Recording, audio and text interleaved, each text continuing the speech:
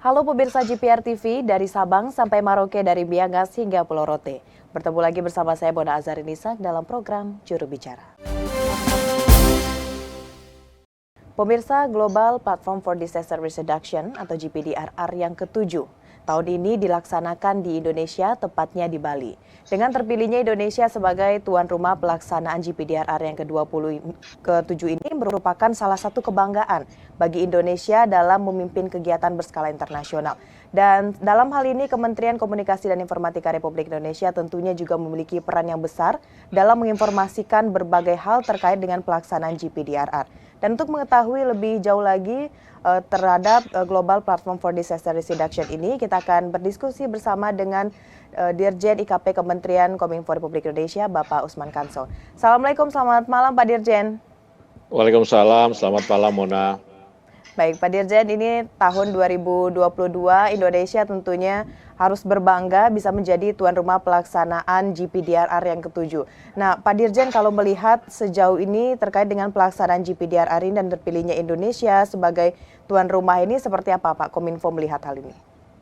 Iya, saya kira ini suatu kehormatan bagi Indonesia dipercaya untuk menjadi tuan rumah atau penyelenggara Global Platform for Disaster Risk Reduction atau GPDRR atau bahasa Indonesia kira-kira platform global ya untuk pengurangan risiko bencana. Ini bisa menjadi semacam nation branding untuk Indonesia ya, untuk menunjukkan kepada dunia bahwa kita sebagai penyelenggara secara teknis mampu. Kemudian yang kedua, ini juga sebetulnya menunjukkan bahwa Indonesia ini dianggap sebagai negara yang berhasil relatif sukses dalam menanggulangi bencana pandemi COVID-19.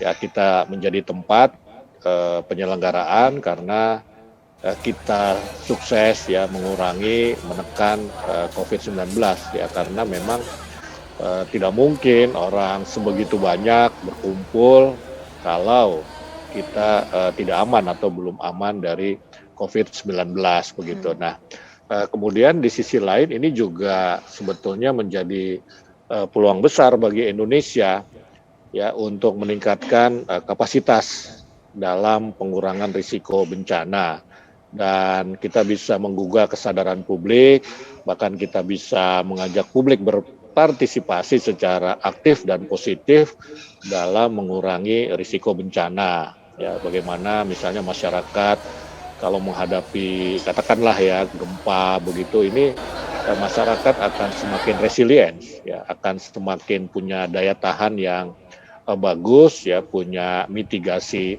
yang bagus. Apalagi kita tahu bahwa Indonesia adalah negara yang berada di dalam yang biasa disebut ring of fire atau cincin api begitu ya. Artinya apa? Kita ini masuk ke dalam wilayah yang risiko bencananya ini sangat tinggi ya, dan kita tidak punya pilihan lain ya, kecuali kita dalam tanda kutip ya berakrab-akrab dengan bencana begitu, dalam arti kita bisa mengatur, memanage, mengelola sedemikian rupa bencana kalau dia datang, sehingga risiko yang ditimbulkannya itu tidak terlalu besar dampaknya. Misalnya seperti ini ya, saya sering sekali mengatakan, atau teman-teman di BNPB, Badan Nasional Penanggulangan Bencana, atau mungkin kawan-kawan di BMKG, ini kan sering mengatakan begini, sebetulnya orang meninggal kalau ada gempa bukan karena gempanya sendiri,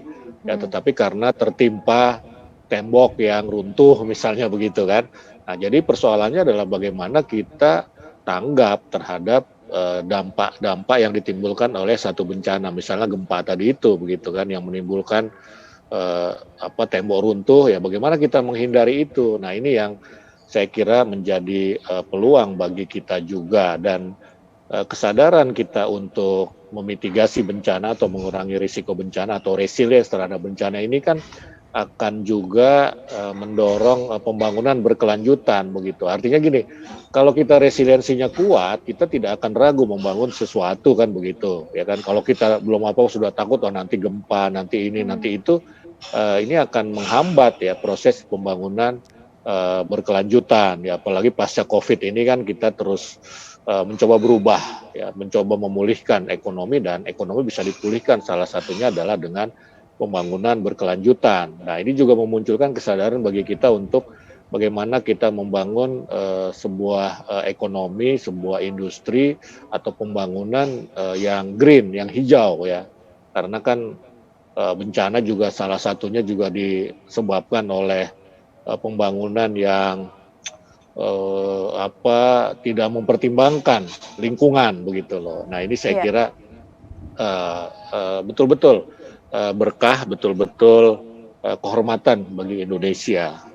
Baik, salah satu hal yang membuat terpilihnya Indonesia sebagai tuan rumah pelaksanaan GPDRR ini adalah dunia melihat Indonesia mampu menangani pandemi COVID-19. Dan Pak Dirjen tadi juga mengatakan bahwa data-data dari BNPB terkait dengan bencana Indonesia berada di kawasan Ring of Fire ini memang harus membutuhkan berbagai cara untuk penanggulangan bencana. Mungkin Pak Dirjen kita bisa sampaikan juga kepada masyarakat terkait dengan bencana-bencana yang terjadi di Indonesia saat ini, mengharuskan Indonesia Ya, benar-benar memiliki cara untuk penanggulangan risiko bencana ini, ya, Pak.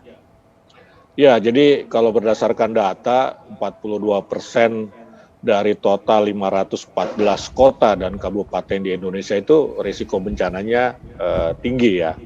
Risikonya termasuk masuk kategori berisiko tinggi untuk bencana.